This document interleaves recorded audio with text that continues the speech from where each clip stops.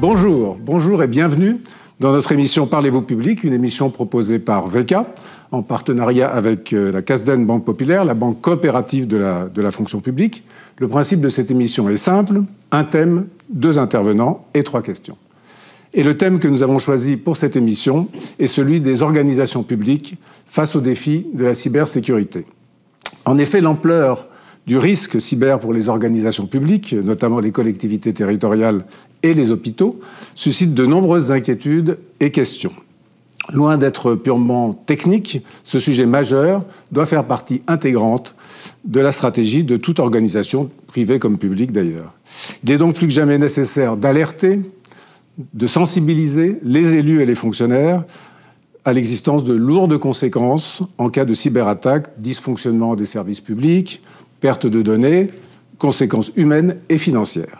Et nous avons souhaité contribuer à leur information sur les moyens de prévention en matière de sécurité et de résilience en cas d'attaque. Et pour le faire, nous avons 2 invités pour en parler, 2 invités que je m'empresse de présenter. Françoise Gatel, vous êtes sénatrice Ille-et-Vilaine, présidente de la délégation sénatoriale aux collectivités territoriales et à la décentralisation.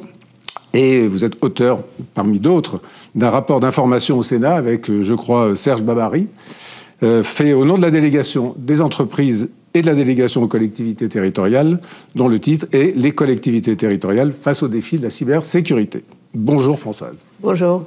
Général Marc Vadin-Augoire, vous êtes fondateur du FIC, le Forum international de la cybersécurité. Vous êtes par ailleurs président de l'Institut national pour la cybersécurité et la résilience des territoires et vous avez dirigé pendant 9 ans le centre de recherche de l'école des officiers de la gendarmerie nationale, entre autres. Ma première question est une question qui porte plus, je dirais, sur le périmètre sur lequel la cybersécurité doit être appréhendée. Je vais plutôt me tourner vers vous, Françoise Gatel, parce que très souvent on entend telle collectivité, tel hôpital qui a été attaqué, qui a subi une cyberattaque. Et c'est vrai qu'on se pose la question de savoir si on ne doit pas dépasser les organisations elles-mêmes pour réagir, peut-être au niveau intercommunal, peut-être au niveau régional, voire plus, et aussi peut-être dépasser, la frontière entre public et privé. Françoise Gatel. Bonjour à vous. Merci beaucoup pour cette invitation et cette émission sur un sujet dont le Sénat a voulu se saisir en lien avec la délégation aux entreprises, puisque nous sommes intimement convaincus qu'il est nécessaire de sensibiliser les collectivités, quelle que soit leur taille, qui pensent que les cyberattaques concernent des structures de profit, donc des entreprises, et que ça ne peut pas leur arriver, alors même, vous l'avez cité, que c'est arrivé dans les hôpitaux, même dans une station d'épuration, dans des petites collectivités, quelle que soit leur taille. Et que ce que nous avons remarqué, c'est l'augmentation du risque et des attaques, et le peu de connaissances et l'insuffisance appréhension de tous les élus de ces sujets. Et quand vous avez une collectivité, 35 000 communes en France pour parler que d'elle, une commune de 150 habitants, il est évident qu'elle n'a ni le budget, ni les personnels qualifiés pour déjà identifier le risque, se l'approprier et mettre en œuvre les moyens nécessaires. Donc vous avez parfaitement raison, il est absolument indispensable, et c'est la seule voie, de travailler à une échelle de coopération qui soit efficace, parce qu'on gagne du temps, on a de l'expertise, on gagne des solutions, et c'est d'autant plus important dans les collectivités, vous parliez des intercommunalités, qu'aujourd'hui on a des connexions de systèmes d'information. Souvent à l'échelle d'une interco, vous avez un dispositif de système d'information qui est partagé par toutes les collectivités qui en sont membres, voire des syndicats. Donc ça veut dire que le maillon faible peut être la voie d'entrée du hacker et affaiblit tout le monde. Donc il faut travailler à une échelle pertinente, et moi je suis assez favorable à ce qu'il y ait aussi des liens entre des entreprises et des collectivités. Parce que quand la collectivité fournit des prestations, c'est un hôpital, mais c'est une commune avec sa cantine, son centre de loisirs. Il y a exactement la même démarche de services à rendre, de facturation, etc. qu'une entreprise. Et puis, il y a tout le volet ressources humaines, notamment de la paye et de la comptabilité, qui est le même. Donc, travaillons à une échelle qui va aider à contaminer positivement la prise de conscience qui surtout donnera des moyens humains et aidera à résoudre les choses par des échanges de bonnes pratiques. Général, je vous pose la même question, mais en même temps, on voit bien que l'importance du collaboratif, du coopératif, de le faire collectivité, enfin public et privé, mais au-delà de la question, il y a aussi à l'intérieur de ces organisations une question qui est posée au management de l'organisation, à la formation, et peut-être à des nouveaux métiers, cybermétiers, qui n'existent pas dans ces petites structures. Alors, vous avez raison, aujourd'hui, il faut vraiment travailler sur les territoires en coopération, en collaboration. Pourquoi ? Parce que toute l'histoire de notre cybersécurité en France est une histoire, je veux dire, qui est partie du haut, qui est descendue vers le bas, mais au travers de silos très précis. C'est-à-dire qu'en fait, on a commencé à se poser la question sur les opérateurs d'importance vitale, ceux sur lesquels il faut absolument se reposer si on veut qu'on puisse continuer à vivre tous les jours. Donc les grands opérateurs, l'énergie, l'information, la santé. Et ce faisant, on a laissé de côté un certain nombre d'acteurs, les petites entreprises, les collectivités territoriales, les services publics locaux, et en se disant finalement, eux, ils ne seront jamais atteints. C'est faux, il n'y a pas de périmètre. Vous êtes connecté, vous serez une cible potentielle. Soit une cible directe, soit une cible indirecte. Parce que c'est par moi qu'on va passer pour attaquer une collectivité territoriale. Quand on prend les collectivités territoriales, un maire d'une commune de 1500 habitants, la mienne, quand je lui parle de l'activité de sa commune, quand on fait l'inventaire de toutes les données qui sont récoltées, mais c'est absolument phénoménal. Le cadastre, les informations sociales, les informations concernant la cantine scolaire, la bibliothèque scolaire, la maison de santé, toutes nos données sont aujourd'hui dans les mains des collectivités territoriales. Chacune, bien sûr, n'ayant que les données qui les concernent en matière de je dirais, de compétences. Mais ça vous montre bien que là, il y a un champ, une mine extraordinaire. Or, la donnée, c'est l'or noir. C'est la matière première, c'est la richesse du XXIe siècle. Et cette donnée, elle a une valeur. Et cette donnée, on peut soit l'échanger contre une rançon, on peut l'utiliser pour l'exploiter et tirer des enseignements sur un territoire. C'est-à-dire qu'aujourd'hui, on ne peut pas accepter d'abandonner ces collectivités territoriales. Et donc, pour moi, il faut, après la verticalité de l'action sur les opérateurs les plus essentiels, eh bien, on s'intéresse à l'horizontalité des territoires. Qu'est-ce qu'un bon territoire ? Pour moi, j'aurais tendance à dire, si on veut une action globale, c'est le département. Mais pour les collectivités territoriales, je partage complètement votre analyse. Il faut passer au niveau des établissements publics de coopération intercommunale. C'est la communauté d'agglomération, c'est la métropole. Mais on ne peut plus laisser les petites communes en déshérence. Pourquoi ? Parce que un jour, elles seront, sinon visées directement, mais visées comme point de départ. C'est-à-dire qu'on attaquera pour faire un saut de puce et attaquer la commune plus importante, et ainsi de suite. Donc, aujourd'hui, c'est un véritable enjeu. Et vous l'avez dit vous-même, il faut d'abord former les élus. Ensuite, il faut former des personnes en mesure d'apporter une aide aux collectivités territoriales. Avec une association, l'association pour l'enseignement numérique, nous avons créé, il n'y a pas très longtemps, au Sable d'Olonne, la première formation pour les RSSI, responsables de sécurité des systèmes d'information des collectivités territoriales. Ce sont des jeunes à qui on va apprendre d'abord ce qu'est une collectivité territoriale, comment ça marche, et comment on peut protéger justement ces collectivités. Alors la petite commune ne pourra pas se le payer, mais déjà une communauté d'agglomération, elle pourra peut-être s'en payer un à temps partiel, et puis la métropole, et puis le département pourra peut-être... Et ainsi, on va, en quelque sorte, fédérer, faire en sorte que personne ne soit abandonné. Pour moi, c'est l'enjeu. Est-ce qu'on a vraiment conscience de la place que représente le facteur humain ? C'est-à-dire, parce que le facteur humain, il peut permettre de démultiplier ou de réduire les risques. L'Agence nationale pour la sécurité des systèmes d'information le dit, 85% des problèmes qui existent sur notre espace numérique sont liés à notre propre défaillance. Et notre défaillance, elle est liée au fait que nous ne connaissons pas. Nous ne sommes pas suffisamment acculturés aux enjeux du cyber. Donc si déjà on forme les personnels, si on forme le secrétaire ou la secrétaire de mairie, si on forme les agents des services publics locaux en leur disant attention, il y a un enjeu, attention, il y a des actes, on va dire, d'hygiène informatique. Vous savez, quand vous rentrez chez vous, vous ouvrez la porte, mais quand vous sortez, vous la fermez. Et donc, on peut être cambriolé, mais en tout cas, on peut dire qu'il a fallu mettre des moyens supplémentaires. Si vous ne faites pas ces actes essentiels dans le monde numérique, les mêmes que vous accomplissez dans le monde réel. Alors, il ne faut pas s'étonner d'être cyberattaqué. Là, comment dirais-je, la sauvegarde des données, le fait de sauvegarder les données à part pour éviter justement qu'elles soient perdues lors d'une cyberattaque. Tout cela, ça fait partie des comportements. On reviendra sur les bons comportements. Est-ce qu'on n'a pas le sentiment... Les collectivités locales ont vraiment... La crise sanitaire a servi entre autres à ça, pris vraiment conscience de ce que c'est que la gestion des risques. Elles en avaient déjà conscience, mais encore plus. Mais est-ce que ce risque-là, le cyber-risque, n'est pas un risque un petit peu à part, où à ce stade, il y a encore une prise de conscience des élus qui reste faible? Oui, votre question est très juste. On voit bien la mise en place de plans communaux de sauvegarde en cas de catastrophe naturelle ou d'événements particuliers.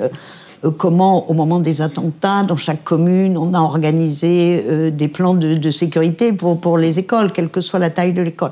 Mais aujourd'hui, dans les plans communaux de sauvegarde ou la gestion du risque, celui-là n'est pas du tout identifié parce qu'il n'est pas encore perçu.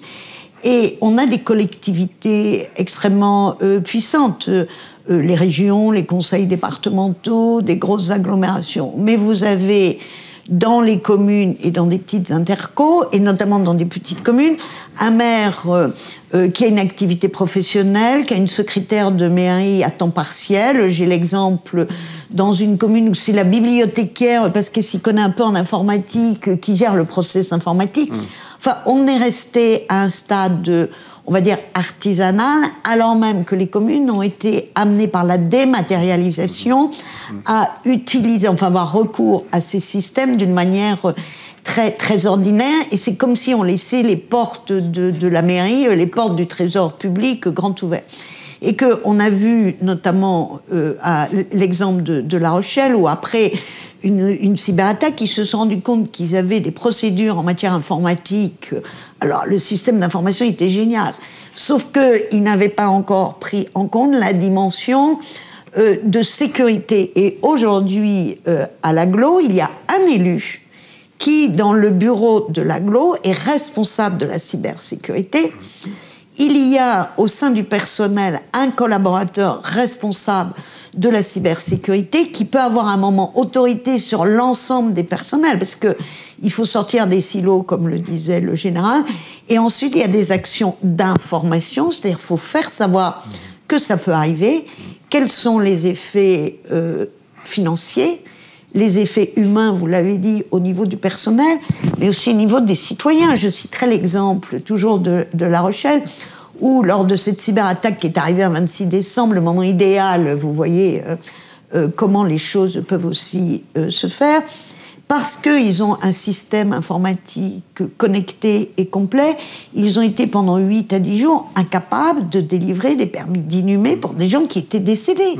Vous imaginez l'incompréhension, la douleur des familles, la difficulté, vous l'avez souligné, psychologique des personnels qui ne trouvent pas de traces papier parce qu'on n'a pas à garder, il n'y a pas toujours les sauvegardes, le coût des choses. Donc je crois qu'aujourd'hui, il y a beaucoup de sensibilisation faite par des institutions nationales, par l'AMF.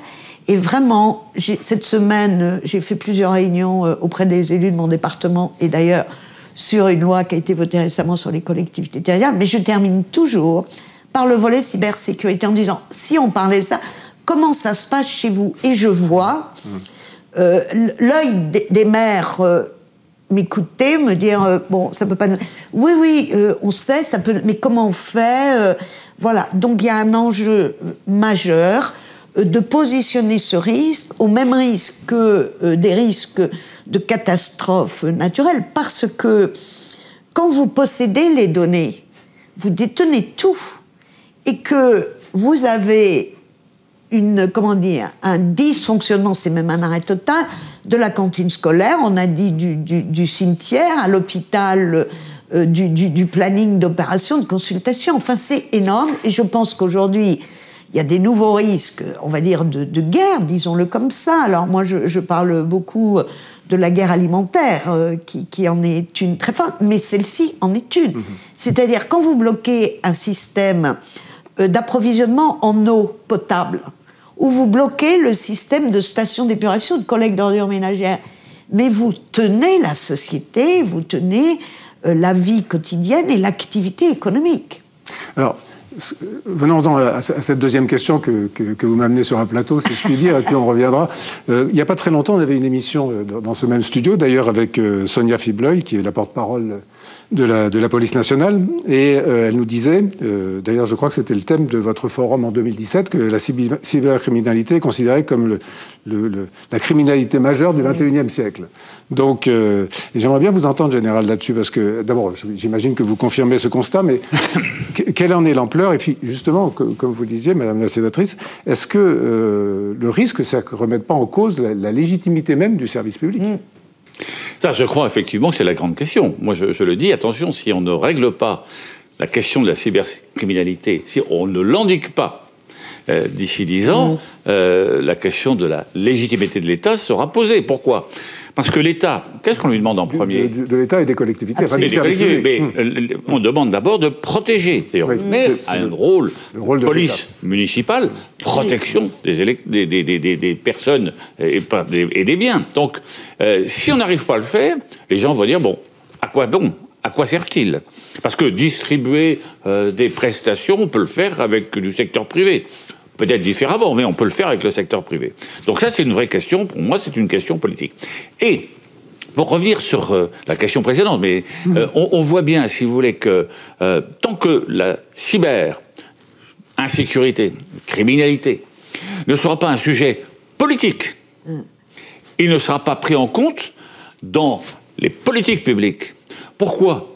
Si vous faites une campagne électorale, combien de gens viennent vous voir en vous disant « Monsieur le futur président ou Madame la future présidente, il y a un vrai problème, c'est la cybercriminalité. » Personne. On vient vous dire le pouvoir d'achat, on vient vous dire l'insécurité dans la rue, on vient vous parler de l'emploi.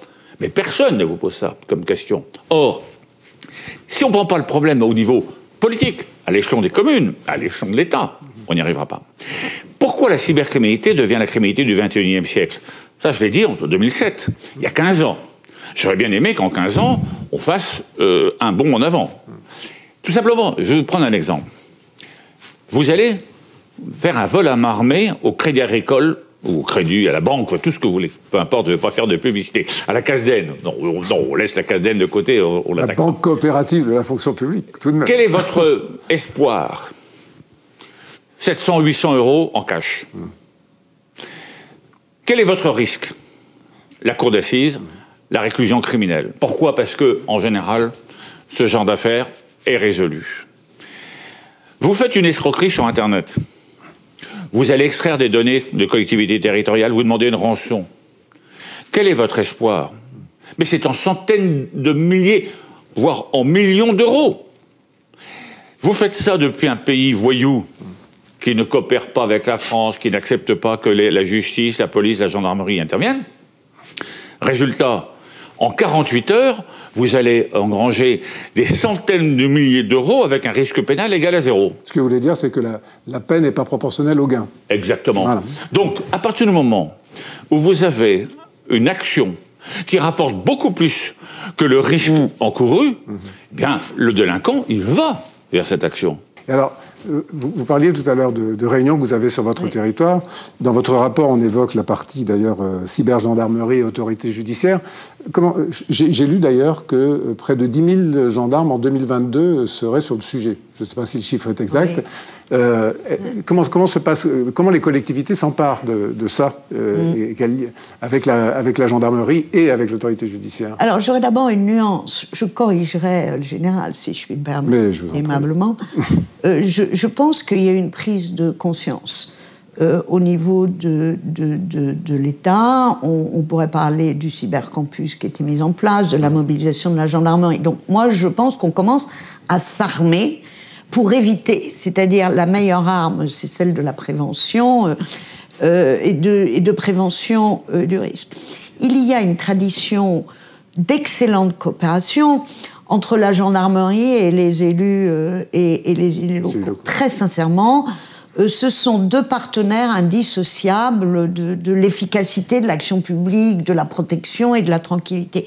Donc il y a une habitude et une confiance qui se fait, et la gendarmerie a su vraiment se mobiliser à l'échelle parfois des départements, par des conventions avec des associations départementales de maires, pour entreprendre des actions d'information, de sensibilisation, délivrer des tas de petits guides qui circulent pour dire « attention, il y a un risque, voilà comment il faut faire », et pour être là, pour aider à résoudre et à identifier. Et dans les auditions que nous avons faites à la délégation au Sénat, dans tous les exemples que nous avons eus, à chaque fois, les collectivités concernées, qu'elles soient grandes ou petites, ont toujours cité comme exemplaire la coopération de la gendarmerie. Donc ça, c'est important. Et ensuite, moi, je crois beaucoup aux actions de formation. C'est-à-dire, il faut d'abord persuader tout le monde et faire prendre conscience que le risque, il est partout et que comme ça génère beaucoup d'ennuis, de perte de temps, d'argent, il vaut mieux éviter de se voir confronté à ce risque, sans parler de la problématique humaine que vous évoquez. Et on a des exemples. Je citais La Rochelle, où il y a eu un élu qui porte ça, donc ça veut dire que ça prend bien la dimension politique sur un territoire large. Je prends l'exemple de Vannes, qui a mis en place des actions d'information, de sensibilisation auprès des élus, parce que vous savez, aujourd'hui, les élus, ils sont tous connectés avec un ordinateur que fournit la collectivité sur le réseau. Donc, depuis chez eux, ils se connectent. Je n'ose même pas parler des effets du télétravail au début. Il y a tout le nomadisme, effectivement. Voilà. Et donc, à Vannes, la ville de Vannes a mis en place un dispositif d'information, de sensibilisation des élus et du personnel, de procédure, comme La Rochelle l'a fait avec une charte, c'est-à-dire voilà comment on travaille sur informatique, et puis ils font des évaluations et des tests. Alors ça, c'est très intéressant, puisque l'exemple de Vannes est significatif. Donc ils ont fait ces actions d'information, établissement de procédure, et ils ont testé leur affaire en envoyant des mails malveillants. Ils se sont rendus compte que le clic sur les mails malveillants était passé de 33% à 6%. Ça veut dire que, voilà, on avait aussi des collaborateurs qui savaient qu'ils étaient partie prenante de la prévention du risque. Et contrairement à ce qui se passe sur, on va dire, les risques d'incivilité, où l'agent qui travaille à l'état civil, il dit ça, c'est le métier de la police municipale, c'est pas mon affaire. Il y a une conscience partagée, globale, que chacun est porteur du risque, mais il est aussi porteur, enfin, il participe au bouclier qu'on met en place. Donc ça, c'est très intéressant, et la gendarmerie aide vraiment beaucoup à ça. Moi, je les remercie, parce qu'ils sont très efficaces. Alors, général, je vous remercie de citer Vannes, parce que je trouve que le travail à Vannes, pardon, je vous ai coupé, mais est parti d'un travail fait avec Vannes, par le centre de recherche de l'école des officiers de la gendarmerie nationale, le CROT. Et la gendarmerie est partout, voilà, dans les bonnes idées. Bien sûr, bien sûr. Non, mais c'est important de ça. Alors, moi, je trouve important ce que vous dites. Ça montre qu'il y a quand même on tient compte, on réagit, on évolue, etc. Mais alors, j'ai lu une phrase de vous, général, qui m'a fait très peur. Alors, je vous la cite. « Plus on durcit la protection des envois et de leur contenu, plus on permet à des groupes criminels d'échanger des données inaccessibles par les services d'enquêteurs. » Oui, alors, si vous voulez... C'est inquiétant quand on entend vos propos aussi. C'est une vraie question d'équilibre entre sécurité et liberté. Et la question, elle est posée à l'échelle de l'Europe par la Cour de justice européenne. Aujourd'hui, vous savez, nous savons, enfin, j'aimerais que les gens le comprennent, que les GAFAM, c'est-à-dire Google, Apple, Facebook, Amazon, Microsoft, savent tout de vous. Tout. Toutes vos pratiques, vos connaissances, votre religion, votre non-religion, votre appartenance politique, vos pratiques sexuelles, tout, ils savent tout. Allez demander la même chose aux services de police et de gendarmerie, on ne sait pas grand-chose. On sait sur quelques délinquants, on ne sait pas. Or, aujourd'hui, on a une contrainte qui pèse justement sur ce qu'on appelle les données de connexion par la justice européenne, qui nous empêche d'accéder à ces données. Ça veut dire quoi? Ça veut dire qu'en fait, on ne prend pas en compte la victime. On dit, les personnes pourraient éventuellement faire l'objet d'une action intrusive des forces de l'ordre, c'est contraire à la démocratie, ainsi de suite. Oui, mais personne, la Cour de justice européenne, ne va poser la même question aux GAFAM. Donc je pense qu'aujourd'hui, il faut regarder la question sous l'angle de la victime. Quel est le premier devoir de l'État? C'est de protéger les victimes. Si demain, on est victime d'un cyberharcèlement et que, venant déposer plainte à la gendarmerie ou à la police, on nous dit « Ben non, écoutez, on est désolé, pour comprendre le cyberharcèlement, pour le mettre en évidence, il me faut les données de connexion. Je ne les ai pas, je n'ai plus le droit d'y accéder. » Donc je pense qu'aujourd'hui, on a une vraie question, on va dire, politique, juridique, philosophique. C'est jusqu'où je vais dans la capacité d'investigation des services officiels dans un équilibre sécurité-liberté. Mais vous voyez que si on arrive à un équilibre sécurité-liberté défini par les autres, et qu'en fait, au milieu, en bas, vous avez des victimes qui pleurent, je ne sais pas si on a atteint le résultat. Donc là, je pense qu'on a une vraie question, mais politique, oui. Qui doit être posée à l'échelon national, mais à l'échelon européen, parce que c'est à l'échelon européen qu'on va régler le problème. Françoise Gatel, sur ce point? Oui, alors j'écoutais avec grand intérêt les propos du général. C'est un sujet qui est fortement porté par le Sénat. Le Sénat est aussi le défenseur des libertés et veille, on l'a vu au moment de la crise sanitaire, sur un certain nombre de limitations des libertés pour des raisons sanitaires, combien le Sénat était précautionneux et attentif. Donc nous vivons dans une démocratie où la liberté individuelle doit être protégée. Parallèlement à ça, il n'y a pas de liberté sans sécurité. Nous sommes d'accord. Et qu'aujourd'hui, il est plus difficile de définir le champ de la liberté, le champ de la sécurité, parce que nous sommes dans de l'insécurité, si j'ose dire, virtuelle, qui échappe et qui n'a pas de champ matériel. Voilà. Et qu'en plus, nous savons effectivement que plus on s'arme, plus on va donner place à ce que je vais appeler des mafias très puissantes et des grands groupes puissants. C'est-à-dire le petit hacker très brillant intellectuellement, mais qui bricole un peu dans son coin et qui se fait un peu d'argent. Plus les systèmes vont être protégés, moins il aura accès, parce que ça deviendra plus compliqué, il faudra des moyens. Donc ça veut dire que... Il sera recruté par une collectivité locale. La cybercriminalité... Oui, il faut souhaiter le recruter. La cybersécurité va devenir beaucoup plus compliquée, et en même temps, je pense que tout ça va se professionnaliser en termes, en tout cas, des attaques. Donc comment on fait? Et aujourd'hui, parce que, à cause de nos modes de vie, vous l'avez dit, vous avez un téléphone portable et tout le monde sait, vous avez acheté de l'essence, à quelle heure, enfin voilà, bon. Donc c'est formidable, c'est un usage, et il faut donc que la sécurité s'adapte à ça. Et surtout, nous sommes entre les mains, enfin disons-le, et c'est pas... comment être complotiste que dire ça? Nous sommes entre les mains, entre de grands GAFAM internationaux, qui n'ont aujourd'hui pour objectif que du profit, mais qui à un moment peuvent être entre les mains de gens qui ont aussi d'autres intentions.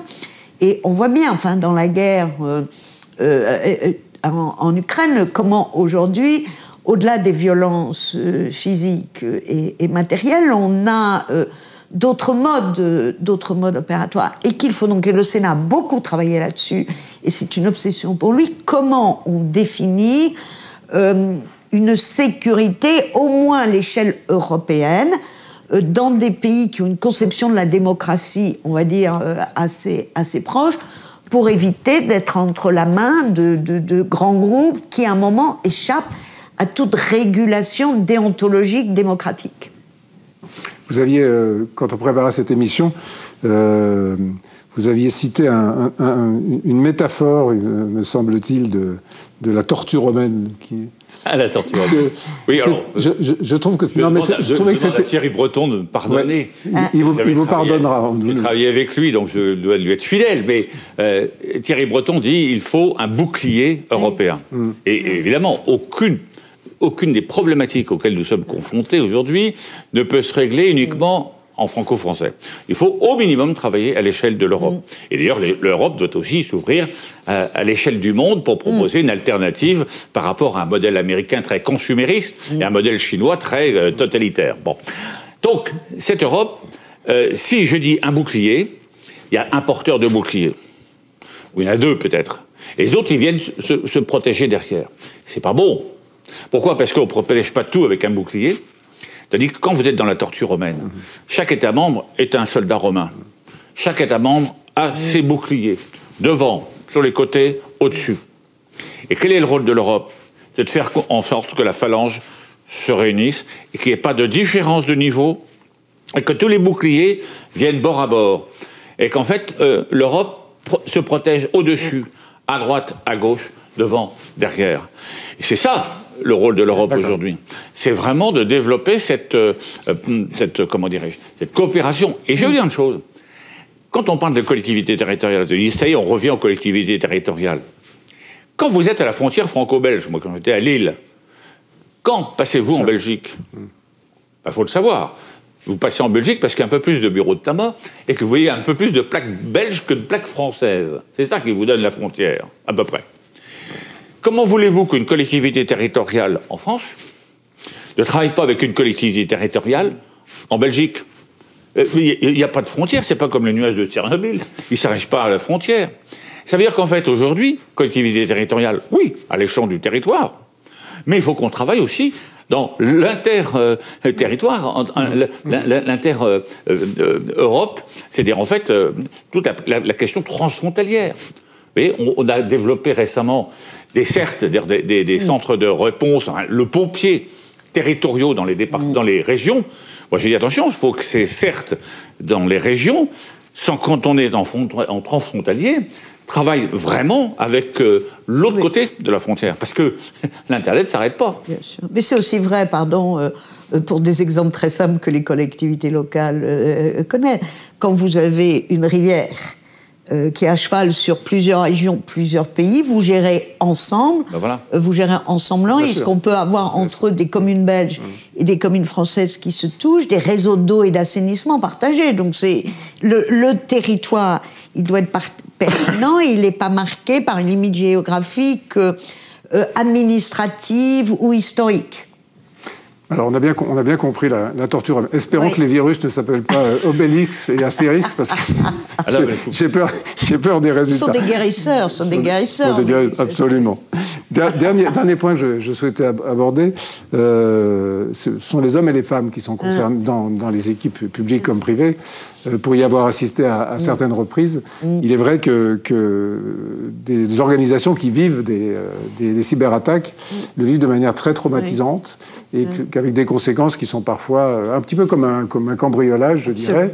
Et après, des gens qui sont un peu dans la sidération, voire dans la culpabilité, ne veulent plus toucher à leur... Comment je ne sais pas s'il y a une réponse par rapport à ça, mais peut-être un besoin d'être rassuré pour certains, de savoir comment s'y prendre. Comment réagissez-vous par rapport à ces propos, l'une comme l'autre ? Je pense que cela fait partie de la responsabilité de l'employeur. Aujourd'hui, tout employeur, y compris un patron de collectivité, il protège ses salariés contre l'accident professionnel. Enfin, on voit bien comment tout ça s'est développé. Et donc, aujourd'hui, comme on a vu qu'il fallait intégrer dans les risques ce risque de cyberattaque, il faut aussi considérer que le personnel peut être frappé par ça, frappé au sens où ça paralyse son travail. Il doit en même temps fournir des données. Je reprends l'exemple des inhumations, c'est-à-dire à un moment, le service public, il n'a pas d'horaire, c'est au moment où vous devez le rendre. Il porte ce sentiment de culpabilité, de stress et de difficulté à réaliser sa mission parce que sa mission va être amputée d'efficacité dans la mesure où toutes les ressources qu'il avait, il les a plus, il faut reconstituer. Et donc, je pense qu'il faut qu'il y ait un dialogue D'abord entre les élus, pour que tous les élus partagent ça, parce que dans la commune, ça peut pas être que le maire. Hein. Donc c'est l'ensemble des élus, et qu'il y ait un dialogue très, très important et constant entre les élus et le personnel pour dire, voilà, ce sujet arrive, vous qui êtes gestionnaire de cimetière, ça peut aussi vous arriver, ce que la personne n'a jamais imaginé. Donc, on va prendre conscience du risque, on va se protéger mutuellement, et on vous garantit que toutes les contraintes qu'on peut être amené à inventer pour éviter le risque ne sont pas des contraintes supplémentaires, mais ce sont autant d'éléments de prévention pour des dégradations de votre activité. Donc moi, je crois qu'il faut valoriser le côté positif. Il faut expliquer que ça touche tous les agents et qu'il n'y a pas celui qui saurait, parce qu'il est doué en informatique ou il croit l'être, mais c'est tout le monde, chacun a sa part. Et il faut accompagner le personnel sur ce sujet, comme vous l'accompagnez aujourd'hui en responsabilité sur la transition écologique. Voilà.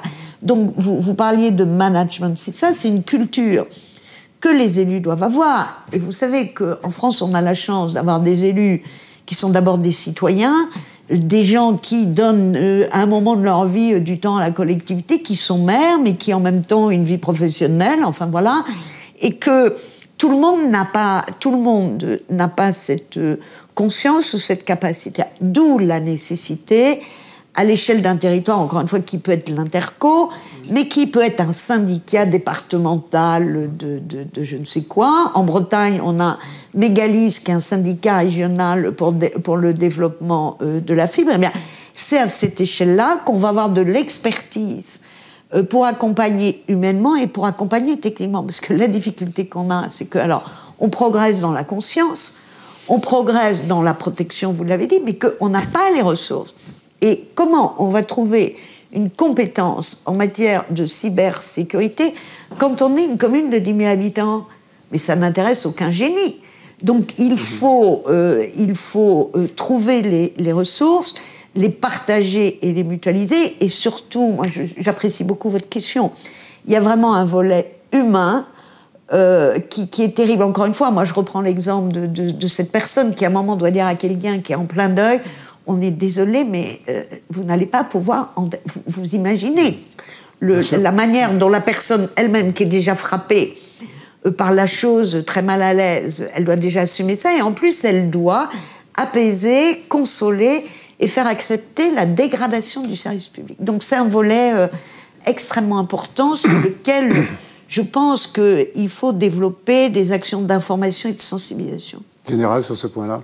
Moi, je pense que c'est un traumatisme humain qui est vécu quand il y a une cyberattaque. Un de mes amis me dit, je pars le samedi matin dans ma maison de campagne, habillé en campagnard. J'ai pas fait 10 kilomètres que je suis reparti à mon entreprise. Et là, je suis revenu chez moi 3 semaines après. Pendant 3 semaines, me dit-il, j'ai vécu dans l'entreprise jour et nuit, week-end compris. Quand vous êtes dans un système comme celui-là, où tout le monde dans l'entreprise est obligé, de l'entreprise ou la collectivité, de se remobiliser et de vivre un rythme inédit. Alors, bien sûr, il y a la sidération, il y a l'accusation, il y a le désespoir, et puis après il y a ceux qui... Il faut faire repartir la machine. Oui. C'est intéressant parce que dans cette cybercrise, on s'en passerait bien. On voit les leaderships changer. Dire celui qui était là habituellement, la main sur son bureau, regardant, toisant, il est là, en train de pleurer, incapable de prendre une décision, alors que le petit jeune insignifiant, si tu veux, si quelqu'un lui disait bonjour, devient celui qui fait tenir l'équipe pendant 3 semaines. Ça, c'est très intéressant. Mais ça veut dire quoi? Et vous l'avez dit vous-même. Ça veut dire qu'il faut, dès le départ, se préparer à la crise, en espérant qu'on ne l'aura pas. Si on a une crise, qu'est-ce qu'on fait? Qui fait quoi? Quel est le rôle de chacun? À partir de ce moment-là, si on est préparé, on y va. Et l'autre point qui est très important, et là où, à mon avis, l'assurance, et je ne fais pas de campagne pour les assurances, mais je pense que les assurances ne pourront pas prendre tous les risques cyber.